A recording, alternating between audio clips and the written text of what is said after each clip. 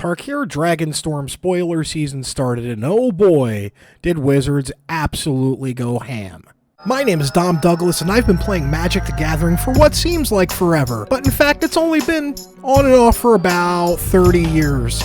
With that comes an expectation that I'm the best player ever. You couldn't be any more wrong in that statement. What I do like, however, is having a lot of fun. Whether it be playing Limited, Draft, Commander, Standard when I get the chance, Arena, Magic the Gathering Online, it doesn't matter as long as a good time is had. And with that, I have some opinions, not just of Magic the Gathering, but also video games, comics, maybe even a TV show or two. This is the Goblin Grenade Podcast. Big shout out to everybody who watches, likes, comments, and subscribed to Max Heroes and Villains for the Goblin Grenade Podcast that you're watching right now. My name is Dom Douglas, and the voice of XWW, Max Heroes and Villains sister company, and we have crazy amounts of spoilers today. Yeah, literally that is the only topic today at 12:01. Probably actually 2 to 3 in the morning, depending on time zones, is when spoiler season for Tarkir Dragonstorm started. And it started with hot fire, with Loading Ready Run presenting a card that I already hate. And I'm going to look it up. We will go over it. And I immediately sent it to my significant other, my girlfriend, my partner, because I labeled it. I was like, I hate this. I hate your deck. She plays a Tiamat deck, so her commander Tiamat is getting a lot of love in this set. And the card that started preview season off officially was Dracogenesis. 6 and 2 red for an enchantment. You may cast dragon spells without paying their mana cost. Folks, dragons got their own omniscience, along with Rooftop Storm for zombies and a few others. But yeah, there's been a ton of spoilers, and they just keep coming, folks. It has been what is it, 7 o'clock right now on the 18th of March, the first day, and yeah, it's been tons and tons of cards, so much so to the point that we are not going to see my face as much on this episode, because I'm going to flip to screen cap, because it's a lot of stuff. It's a lot. We will do our best to get as many of the ads out as possible. So, oh yeah, I don't have to click on those. Now, the cards already previewed are the following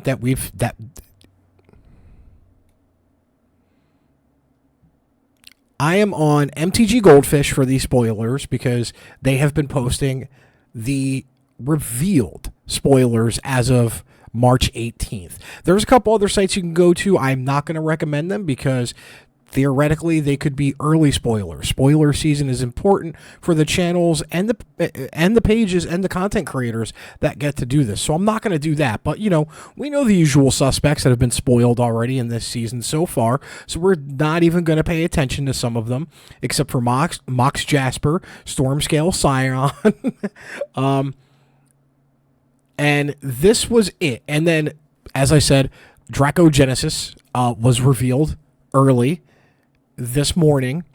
I don't like it. We're not going to go, and before I go any further, we're not going to go over every single spoiler for the most part, unless it's a cool set of a cycle that they've revealed, because I think there's been 1 or 2 cycles of cards that have been fully revealed that, you know, we just simply don't have enough time. If you don't like going through every single card, I'm sorry. This is what this particular podcast episode is going to be. This is a Goblin Grenade Podcast. It's named because it's a Magic the Gathering card, and I'm a Goblin guy, and it's a Dragon set, and I'm actually kind of excited for this set.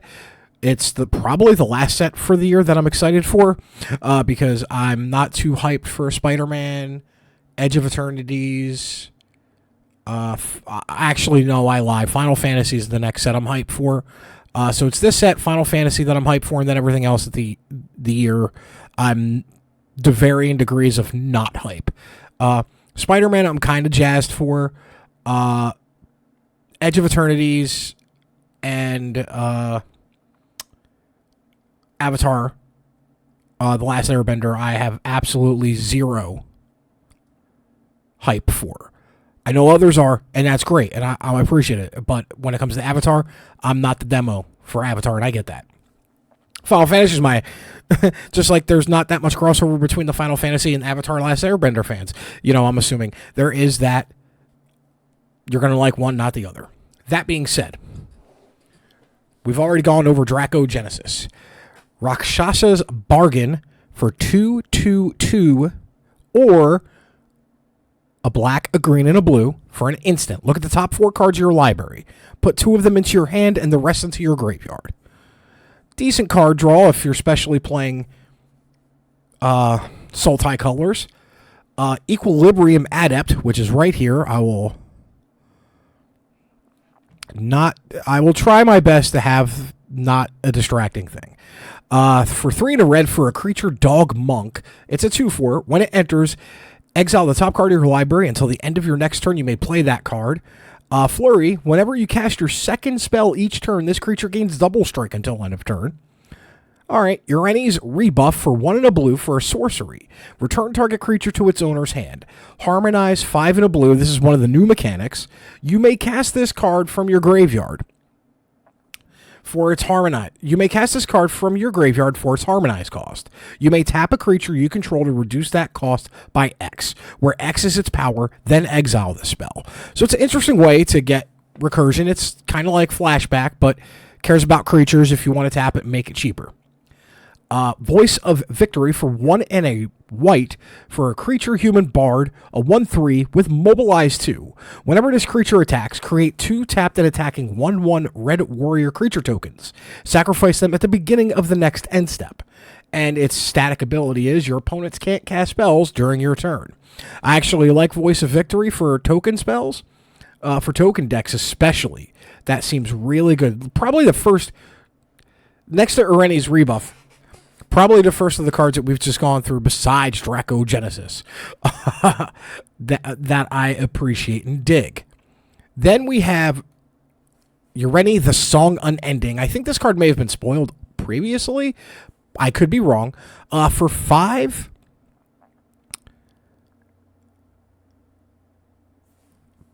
green, blue, and a red, this is Teamer, and it is a Spirit Dragon, a 10/10, flying, protection from white and black, and when it enters, it deals X damage divided as you choose among any number of target creatures and or planeswalkers your opponents control, where X is the number of lands you control. So if you've got this on correct curve, at minimum, if there's no ramp involved, like, artifact mana and whatnot, that's 8 damage, divided as you choose among any number of creatures or planeswalkers.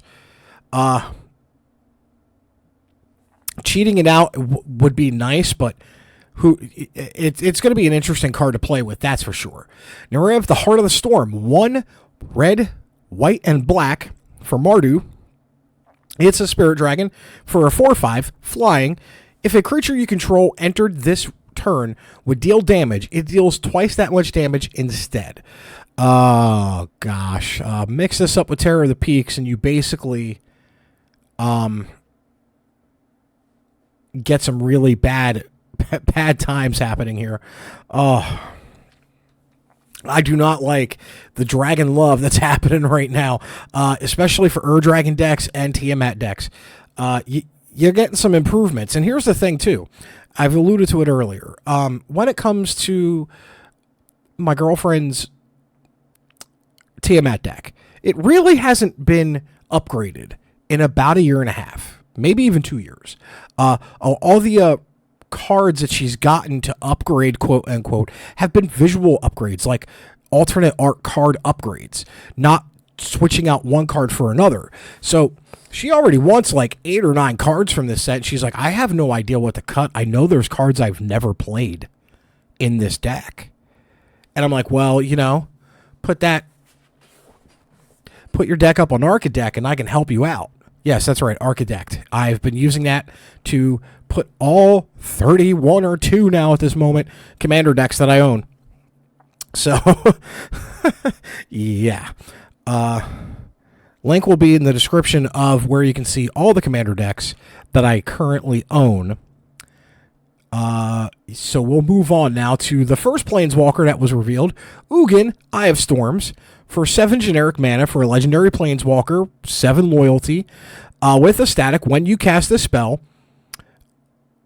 when you cast a spell, exile up to 1 target permanent that's 1 or more colors, and then static. When you cast a colorless spell, exile up to 1 target permanent that is 1 or more colors. So basically, as long as it's not a colorless spell, you can just exile stuff for casting colorless spells.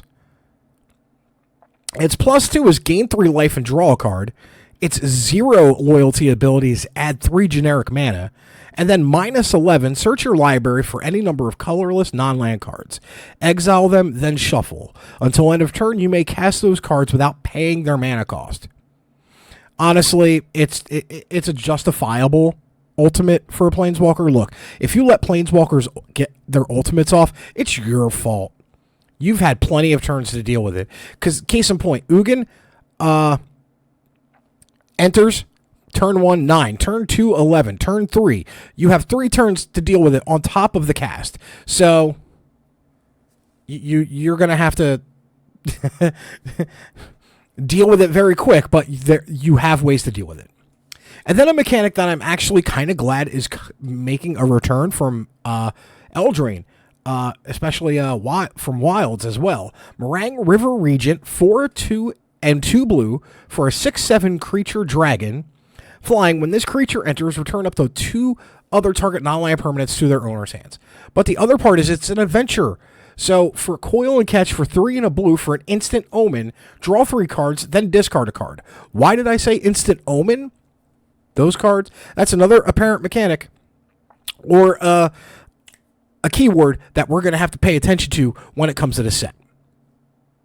Then Rolling Dragonstorm for 1 and a blue for an enchantment. When this enchantment enters, draw 2 cards and then discard a card.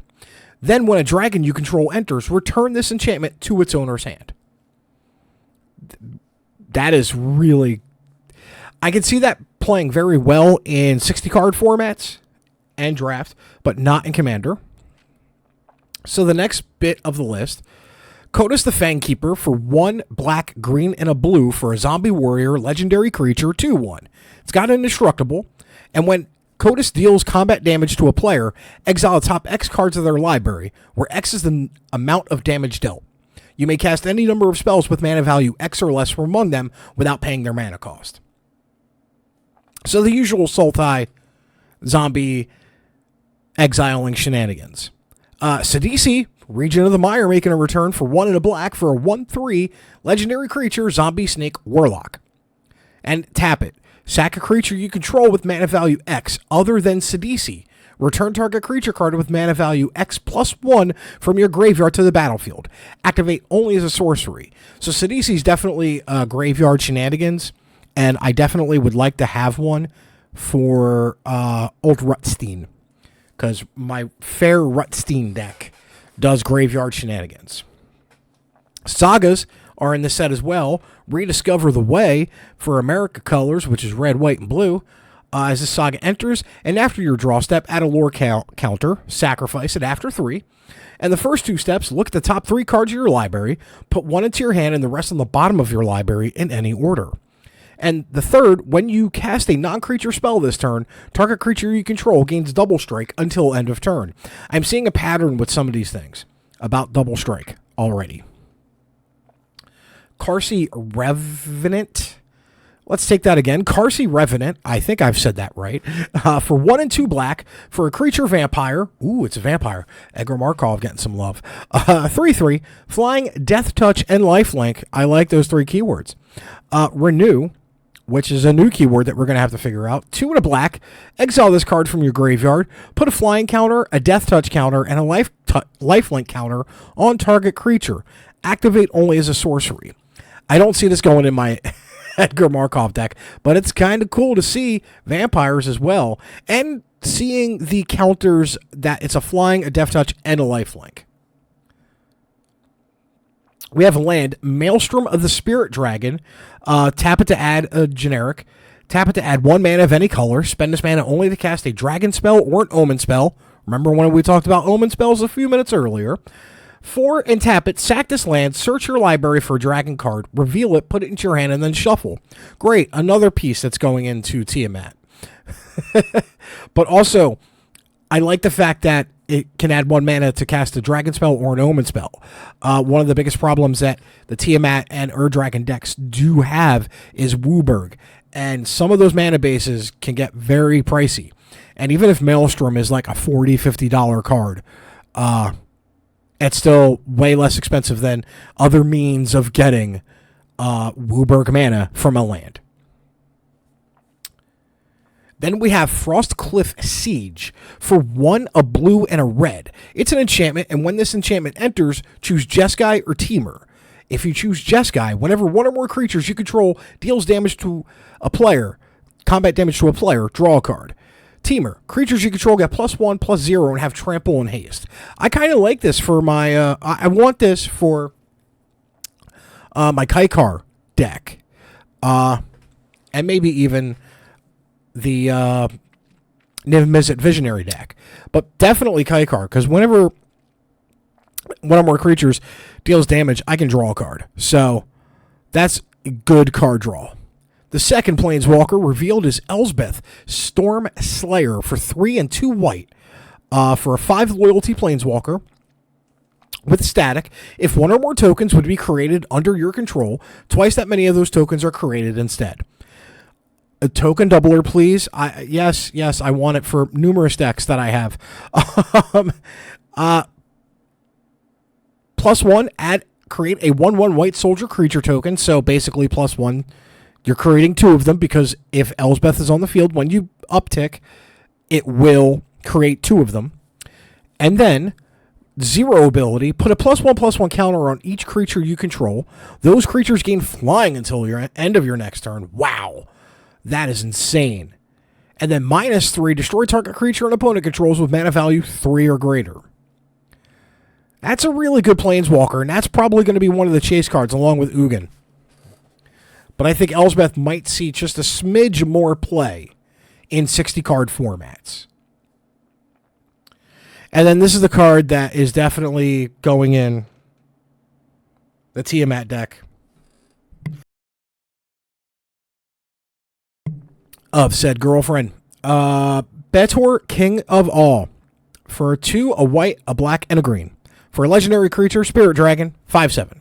Flying. At the beginning of your end step, if creatures you control have total toughness 10 or greater, draw a card. Then, if creatures you control have total toughness 20 or greater, untap each creature you control. Then, if creatures you control have total toughness 40 or greater, each opponent loses half their life rounded up. My girlfriend's already brewing this in her head. She's like, if I have this with Dragonstorm out, because remember, the way Dragonstorm, the Omniscience for Dragons is worded, I'm pretty sure that counts for your commander too. So bring out the commander, bring out Betor, bring out Miram, cast Miram, and then trigger it so Betor and the other 4 other dragons that she gets, which one of them is always Earthquake, come out into the field. You get 2 copies of each because of Miram, and then Betor kicks in. And you immediately get probably the 2 trigger. You get both triggers, so you draw 2 cards, untap all your creatures twice, which does make Revelant, which does have some capabilities, and then each opponent is going to lose half their life rounded up. I already hate this dream draw scenario. That's definitely going to happen when I play against her. And then the biggest reprint in the longest time, we have Craterhoof Behemoth being reprinted in the main set for 5 and 3 green for a creature beast with a 5/5 haste. When this creature enters, creatures you control gain trample and get +X until end of turn, where X is the number of creatures you control. I have this in my Lathril deck, and I occasionally swap it into my Chatterfang deck as well because I'm a monster, and I don't like having friends at the table when I play those two particular decks. So elves and squirrels that make a ton of tokens, and now we just add Craterhoof because I'm that guy. So now we have Codis Sibsig Champion, which this is part of the commander. That's the expansion symbol right there that the annoying arrow's at. So we have it right here. This is legendary creature, Zombie Warrior. Once during each of your turns, you may cast a creature spell from your graveyard by exiling 3 other cards from your graveyard, in addition to paying its other costs. Whenever one or more creatures you control enters, if one or more of them entered from a graveyard or was cast from a graveyard, put 2 +1/+1 counters on Codis. So that is definitely what the Teamer deck is doing, the Teamer commander, I guess. That's not Teamer. that's oh man. And Sultai. That's Sultai. That's Sultai, I think. Anyway, then we have Fellowhar the Steadfast for 1 white, black, and a green. Legendary creature, human warrior for a 0/5. Each creature you control assigns combat damage equal to its toughness rather than its power. Creatures you control can attack as though they didn't have defender. 3 and tap to sack another creature. Draw cards equal to the sacrifice creature's toughness. Then discard cards equal to its power. I kind of like this one. It's it's the whole deals damage equal to its toughness thing, which has been around since dang near the beginning of Magic, for most part. But only getting, I'd say over the last 10 years, getting more and more love, if you will, as a archetype. But this one is different. You can actually draw cards now. And there are some cards out there that are like 0-10, 0-8, 0-17, even 0-13s that you can draw 13 cards and not have to discard a single card because of the power. Alesha, Threefold Master, blue, red, and white, Jeskai, for a 1/1 Djinn Monk, Trample, Prowess. Whenever you cast a non-creature spell, this creature gets +1/+1 till end of turn. And when it deals combat damage to a player, create that many 1/1 white monk creature tokens with Prowess. Ooh, I want this. But I don't know where I'm going to play it. Because I do like me tokens. We'll see what the other one does. We're going to jump a bit to the Human Spirit Dragon, Shiko and Narset Unified. Legendary creature, Human Spirit Dragon. It's a 4/4 flying vigilance with Flurry. Whenever you cast your second spell each turn, copy that spell if it targets a permanent or a player. Then you may choose new targets for the copy. If you don't copy a spell this way, draw a card. Whenever you cast your second spell each turn, copy that spell if it targets a permanent or a player. And you may choose new targets for the copy. If you don't copy a spell this way, draw a card. Okay, so I want to say between these two, with Alicia and Shiko and Narset Unified, I think Zada might be getting reprinted again. Because basically, whenever you cast your second spell that turn, you can copy it. If you don't want to copy it, as long as the target is a single creature. If you don't want to copy it, you just draw a card. All right, I can see that. Nerev Crackling Vanguard, 2 white, red, and black. For a Spirit Dragon legendary creature, 4/4. Flying Death Touch. When it enters, create 2 1/1 red goblin creature tokens. And whenever Nerev attacks, exile a number of cards from the top of your library equal to the number of differently named tokens you control. During any turn you attacked with a commander, you may play those cards. Oh, wow. That is different for Mardu. I could have been wrong on my original Mardu prediction after reading Nerev's Crackling Vanguard. Eshki, Teamer's Roar, for Teamer colors, 1 of each. Legendary creature, Human Warrior. Whenever you cast a creature spell, put a +1/+1 counter on Eshki. If that spell's power is 4 or greater, draw a card. If that spell's power is 6 or greater, Eshki deals damage equal to the Eshki's power to each opponent. All right. So whenever you put a +1/+1, if that spell's... Yep. That's going to check out for Teamer Stompy. Teamer Big Dumb Stuff. And it works perfectly, too, because usually Teamer Big Dumb Stuff... Eshki will get to 6 power very quickly to be able to start doing damage. I mean, I'm sorry. Spells will be 6 power in those colors very quickly to do tons of damage. Then we have Zergo Storm Render. Mardu colors, red, white, and black for a legendary creature, Orc Warrior, with Mobilize 1, another new mechanic. Whenever this creature attacks, create a tapped and attacking 1/1 red warrior creature token. Sacrifice it at the beginning of next end step. I think we've already covered Mobilize. When a creature token you control leaves the battlefield, draw a card if it was attacking. Otherwise, each opponent loses 1 life. Whenever a creature token you control leaves the battlefield, draw a card if it was... okay. So it has to die, I think, in combat. Otherwise, each opponent loses 1 life. All right, so if this attacks and it survives combat and that 1/1 disappears, everybody loses 1 life. But if you block that token and it dies, then I get to draw a card. Cool. And once again, interesting, different dynamic that I was expecting from the Mardu deck. I was expecting something, but I wasn't expecting, like, kind of a different take on the Mardu stuff. I'm cool with this. You're any of the unwritten 4 and Teamer colors, 4 generic and Teamer colors, green, blue, red. For legendary creature, Spirit Dragon, Flying Trample. When Irene enters or attacks, look at the top 8 cards of your library. You may put a dragon creature card from among them onto the battlefield. Put the rest on the bottom of your library in a random order. Tiamat decks are going to be eating good. Dragons too, but at this point, I think the rumor and scuttlebutt is because of all the help dragon decks are getting, Tiamat's may be the better commander to start running with dragon. Eminence is great and all, but honestly, when I gifted her that deck with cards that I owned as like a Christmas gift, the first year she started playing,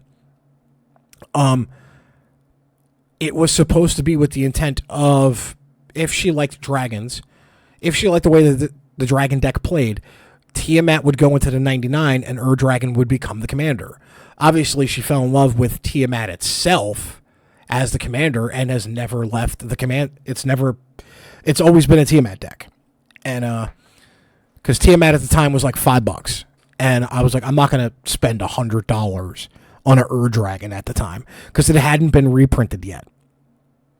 Or it may have been reprinted once, but not enough, obviously. So, couple alternate full arts. Okay. Then we have the next new card. Anafanza, Unyielding Lineage. A 2/1, 2/1, 2 and a white for a 2/2. Spirit Soldier, legendary creature, flash first strike. Flash meaning you can cast it at any time. Even on your opponent's turns. When another non-token creature you control dies, Anafenza endures 2. Put 2 +1/+1 counters on it, or create a 2/2 white spirit creature token. I need this in my spirit deck in Kaikar. Basically, Anafenza was a bolster legendary.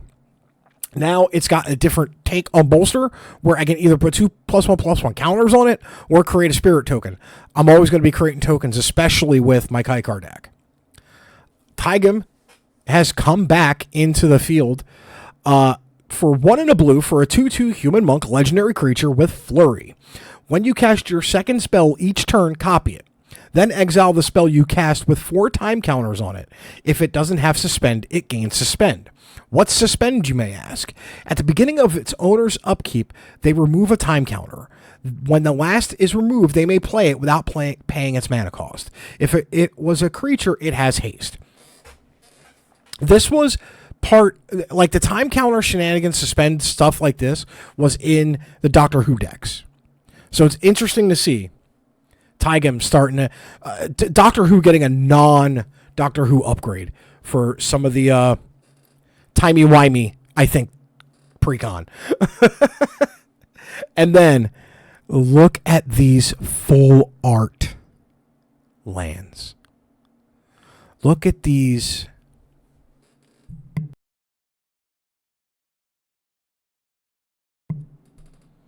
You just have to appreciate the beauty of those 5 full art basics.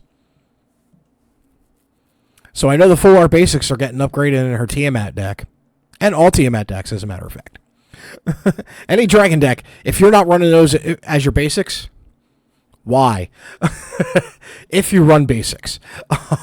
Bearer of Glory is next for a common, a 1 and a white for a 2/1. And Human Soldier, during your turn, this creature has first strike. And then 4 and a white, creatures you control get +1/+1 till end of turn. That is the draft. Chaff, if you will. Gurmag, Night Watch, 2/2/2, 6 generic, or a black, a green, and a blue.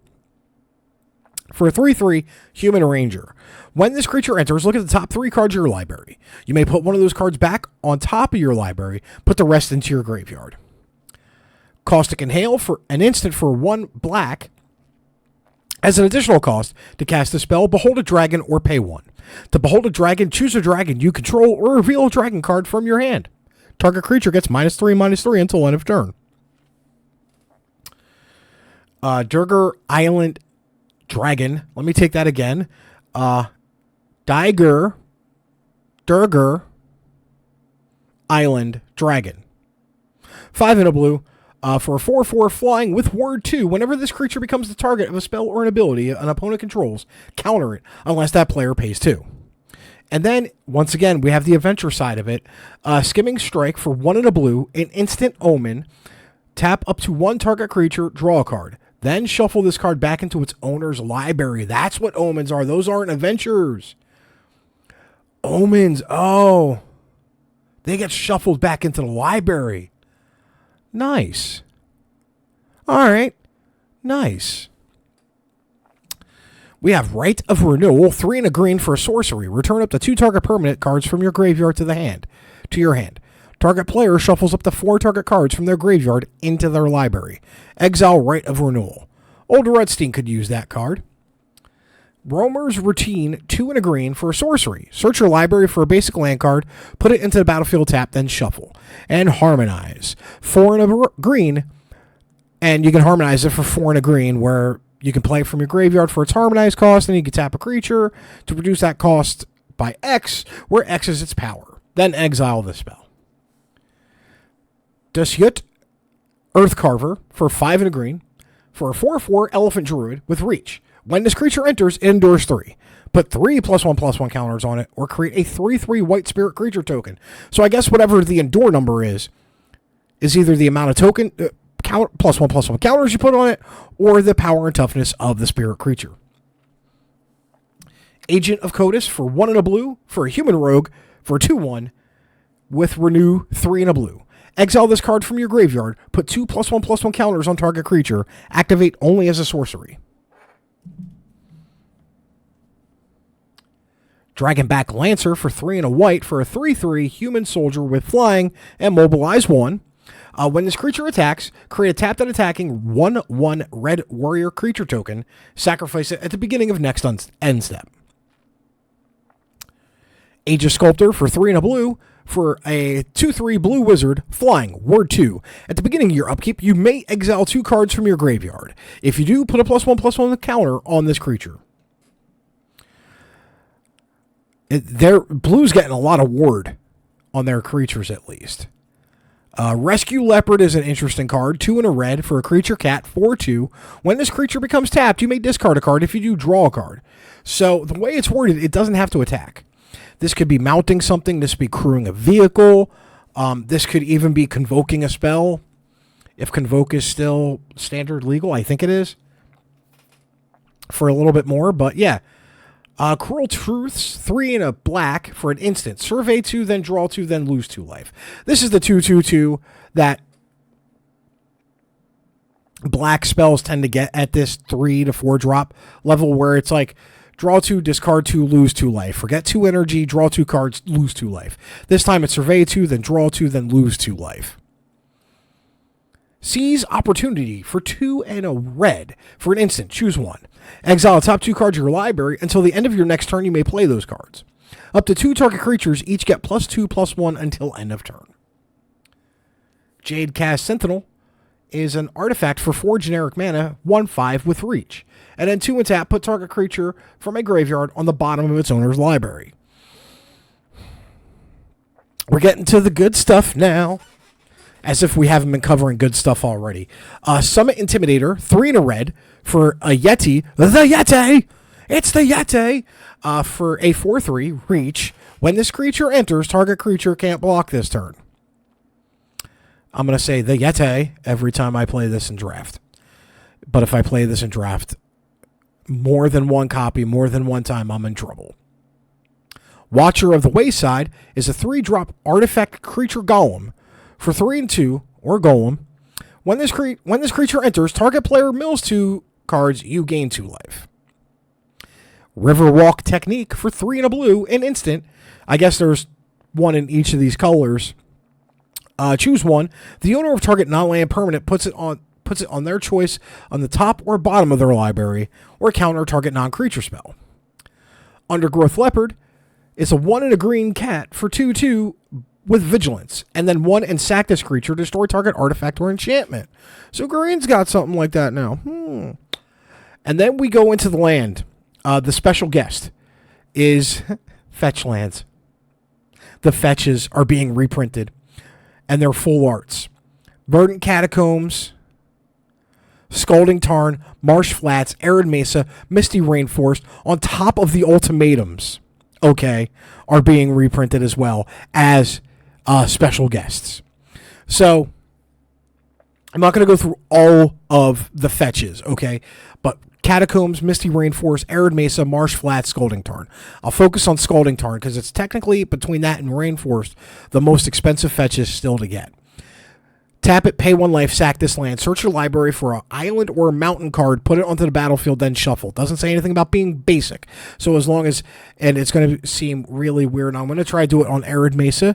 Do we have Arid Mesa? Okay, if this was a other land, not this one, it would say land, mountain, swamp, something. The tri-lands, the snow basics that come into play tapped, the snow basic duels that are a mountain forest but comes into play tapped. You could search those with these cards. You can search the triomes, the OG fetch lands, the pain lands, the shock lands. You can, with these fetches, they're pretty potent, and they are used in every format they're legal in. But now the other big thing in the guest list is the ultimatums are being reprinted as well. All 5 ultimatums.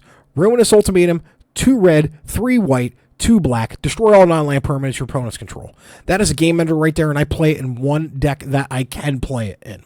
And if it lands, it is brutal because it's your opponents. You don't get touched. Everything else dies. It's usually a scoop if they can't counter it. Inspired Ultimatum, 2 blue, 3 red, 2 white. Target player gains 5 life. Inspired Ultimatum deals 5 damage to any target, then you draw 5 cards. I'm usually gaining 5 life, drawing 5, dealing 5. I play this in one deck that I can play it in. Eerie Ultimatum, 2 white, 3 black, 2 green. These are all sorcery. The ultimatums are sorceries, by the way. Return any number of permanent cards with different names from your graveyard to the battlefield. This is absolutely ginormous in Commander. I usually get everything back from the graveyard if this spell lands. So any ultimatum that I have that I can play, I am playing at least one of them in my Commander decks that can play it. Emergent Ultimatum, 2 black, 3 green, 2 blue. Search your library for up to 3 monocolored cards with different names and exile them. An opponent chooses one of those cards, shuffle that card into your library. You may cast the other cards without paying their mana costs. Exile Emergent Ultimatum. So you get to pick 3, they get to eliminate, an opponent gets to eliminate one of those 3, and then you get to play the other 2. Usually you get to find game enders with these. And then Genesis Ultimatum, look at the top 5 cards of your library, put any number of permanent cards from among them onto the battlefield, and the rest into your hand. Exile Genesis Ultimatum. So look at the top 5 cards, and they're either going in your hand or they're being put on the battlefield. How can you go wrong? So the ultimatums and the fetch lands are being special guest. At least 5 each. Salt Road Pack Beast, now back to the regular scheduled Dragonstorm Tarkir spoilers. For 5 and a white, this spell costs 1 less to cast for each creature you control for a 4/3 beast. When this creature enters, draw a card. Token decks, I can see this being a 2-drop if you play a lot of small creatures or tokens. Ringing Strike Mastery for a blue, an enchantment aura. When this aura enters, tap enchanted creature. Enchanted creature doesn't untap during its controller's untap step. An enchanted creature has 5 generic. Untap this creature. I can actually see this being played in the standard enchantments, especially budget enchantments. I can see that being played in the Azorius enchantment deck. Sunset Strike Master for 1 and a red for a human monk, 3/1. Tap to add red. 2 and a red. Sack this creature. It deals 6 damage to target creature with flying. I like the fact that it taps to add red. So to me, this will be one of the few, actually probably the only non-goblin spell going in Zada. Because finding ramp in red is, you got to be inventive.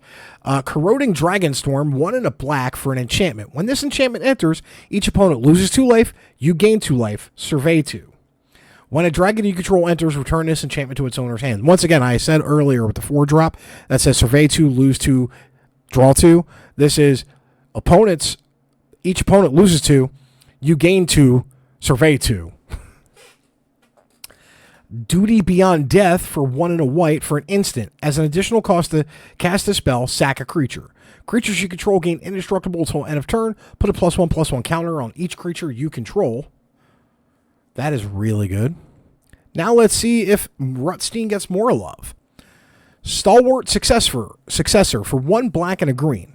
Human Warrior 3/2 with Menace. It can only be blocked except by 2 or more creatures. Whenever 1 or more counters are put on a creature you control, if it's the first time counters have been put on that creature this turn, put a +1/+1 counter on that creature. Okay, so +1/+1 counters is going to be a thing. Purging Stormblood for 4 and a black, flying ward, pay 2 life. When this creature enters, remove all counters from up to 1 target creature. It's a 4/4, or the Omen is 1 and a white for Absorb Essence. Target creature gets +2/+2 and gains lifelink and hexproof until end of turn. Then shuffle this card into its owner's library. Remember, if you cast the Dragon Omens, if you cast the Omen part of the spell, it gets shuffled back in the library. Marshal of the Lost, 2 white and a black for a creature orc warrior, and it's a 3/3. Whenever you attack, target creature gets +X/+X until end of turn, where X is the number of attacking creatures. Oh, put that on a trampler with Death Touch. Eesh. Oof. Reigning Victor for either 6 generic or a red, a white, and a black. And I explained this very poorly, so if you've already written a comment about it, all right, I'm addressing it now. If you're playing just white and black, you can pay 2 white and a black. If you're just playing a mono white deck, you can play 5 and a white for this. If you don't have the color of one of the pips, you can either spend 2 generic mana instead of the 1 red, or the white, or the black. Or if you just pay Mardu colors, you get to pay it for half the cost. It's got Mobilize 1. When this creature attacks, create a tapped and attacking 1/1 red warrior creature token. Sacrifice at the beginning of next end step. And then when this creature enters, target creature gets +1/+0 and indestructible until end of turn. Teamer Monument for 2. Artifact. When this artifact enters, search your library for a basic forest, island, or mountain. Reveal it, put it into your hand, and then shuffle. And then for 3 in Teamer colors, sack this artifact, create a 5/5 green elephant creature token. Activate only as a sorcery. The others, the Mardu, Sultai, Jeskai, Abzan, they get all those as well. We're finding lands in their respected color pies. The Mardu monument is 2 and for Mardu colors and tap and sack. Create 3 1/1 red warrior creature tokens. They gain menace and haste until end of turn. Sultai is 2 and Sultai colors. Sack this artifact. Create 2 2/2 black zombie druid creature tokens. The Jeskai monument is 1 and the Jeskai colors. To tap and sack this artifact, create 2 1/1 white bird creature tokens with flying. And then the Abzan is also 1 and Abzan colors. Sack this artifact, create an XX white spirit creature token, where X is the greatest toughness among creatures you control. Activate only as a sorcery. Woo, that's a mouthful. Yatin Tomb Guard for 2 and a black, for a 2/3 with menace.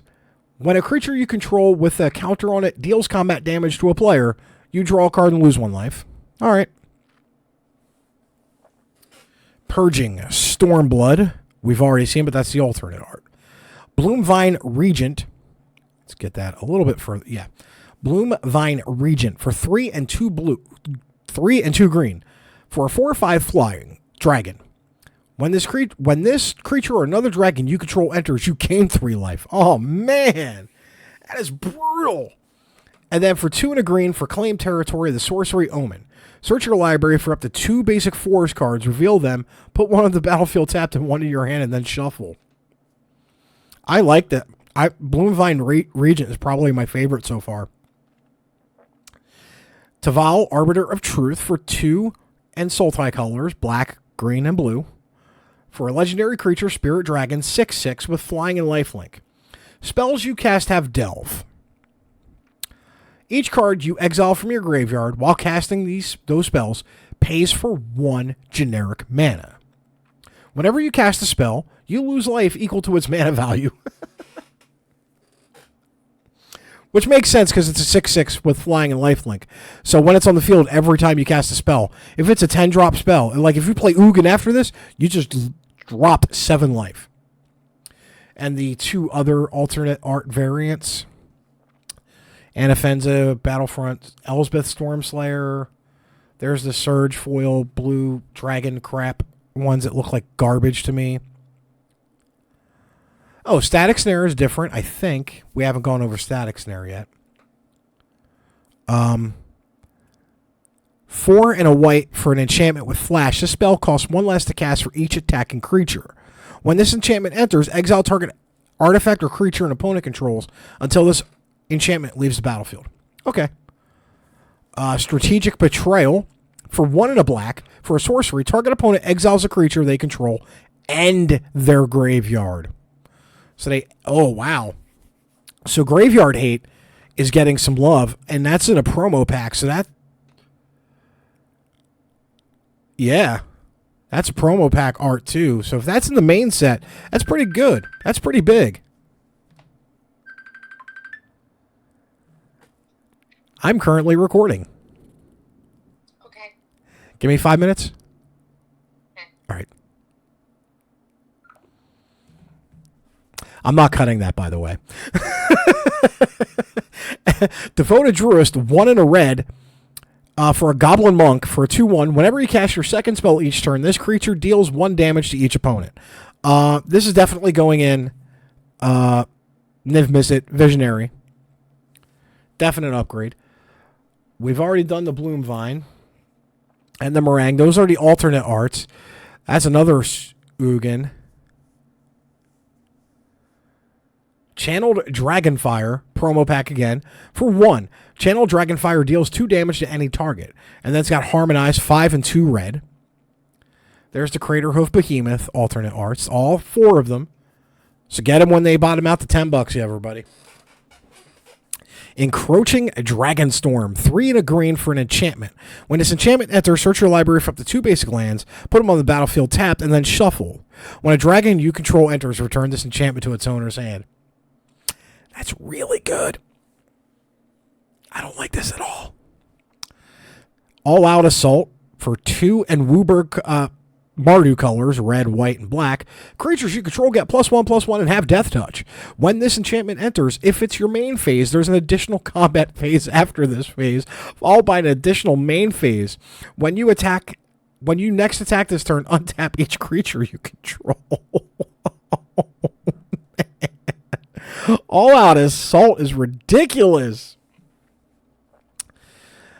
Teamer Battle Crier. Green, a blue, and a red for Orc Ranger with 4/3. During your turn, spells you cast cost 1 less to cast for each creature you control, power 4 or greater. Oh my god. That is nuts. That's insane. That is crazy. More alternate arts from cards that we've already done. But I just got to double check. Yeah, it looks like the 5 ultimatums and the 5 fetch lands that we covered are the reprints.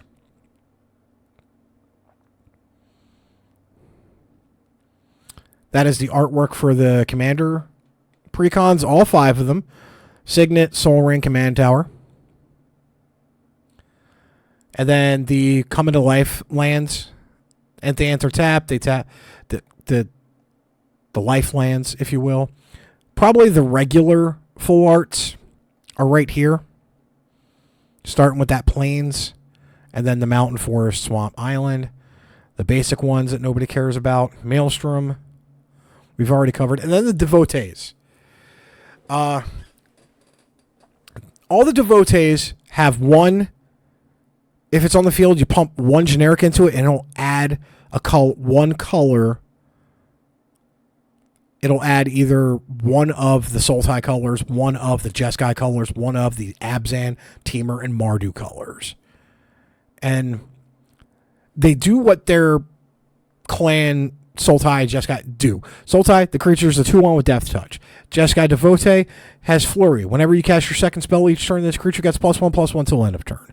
The Abzan one, 2 and a black, return this card from your graveyard to your hand. The Temur one's Defender. And the Mardu one, scries 2 whenever it enters. And now I'm going to hit reload real quick and see if more cards have been spoiled. It's 7:42. No new additional cards from Goldfish have been spoiled. And folks, I am done. I am wiped. I am drained after day 1 of spoiler season for Tarkir Dragonstorm spoilers. More will be next week unless during the weekend, this weekend, more craziness happens. I still have I have a show to edit. I have a show this weekend with XWW, and I know for a fact on a daily more are going to be dropping. So more than likely, there might be another one this coming Saturday of this week. It is March 18th. My name is Dom Douglas. For Max, Heroes, and Villains on the Goblin Grenade Podcast, and may your top deck always be mythic. Spoiler season started off crazy.